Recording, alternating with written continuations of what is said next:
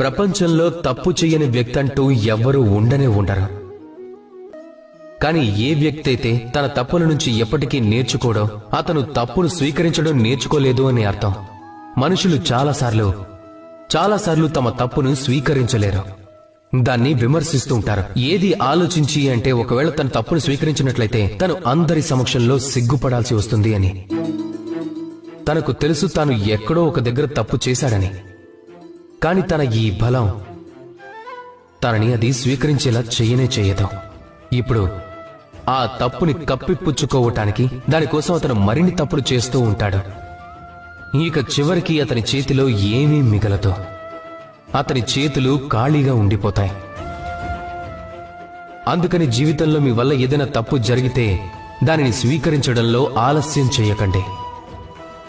మనిషి ఓ సామాజిక ప్రాణి. సమాజంలో తిరుగుతూ మాట్లాడుతూ ఉంటారు, బంధుత్వాలు కలుపుకుంటారు, వాటిని పెంచుకుంటారు, సంతోషాన్నిస్తారు, వాటిని సంపాదించుకుంటారు, తమ దుఃఖాలను తగ్గించుకుంటారు. కానీ ఒక విషయాన్ని అర్థం చేసుకోలేరు, తమవారు ఎవరు ఇక పరాయివారు ఎవరు అన్నది. చూడండి, మనవారు అంటే మనం సంతోషంగా ఉన్నప్పుడు తోడుండేవారు కాదు. మనవారు ఎవరు అంటే మనం కష్టాల్లో ఉన్నప్పుడు ప్రారంభం నుంచి చివరి వరకు అండగా నిలబడి ఉండేవారు. గుర్తుపెట్టుకోండి, అంతా బాగున్నప్పుడు మీతో కలిసి వచ్చేవారు ఎవరు అంటే ఎవరినైతే మీరు కోరుకునే మనుషులో వారు. కానీ బాధల్లో ఉన్నప్పుడు, సమస్యల్లో, కష్టాల్లో, ఒంటరితనంలో మీకు అండగా ఉండేవారు, ఎప్పుడు మీకు తోడుగా ఉండేవారు, వారు ఎలాంటి వారు అంటే తమరిని కోరుకునేవారు.